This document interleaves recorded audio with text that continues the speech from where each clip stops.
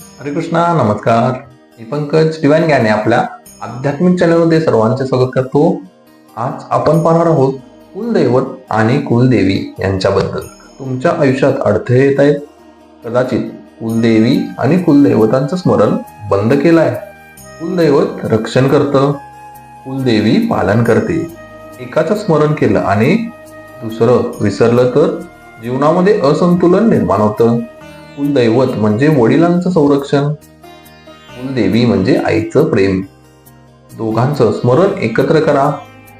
माझे कुलदैवत आहेत श्री ज्योतिबा आणि कुलदेवी आहे आई तुळजाभवानी. तुमचं कुलदैवत आणि कुलदेवी कोण आहे मला कमेंटमध्ये नक्की सांगा. दोघांचंही एकत्र स्मरण करा.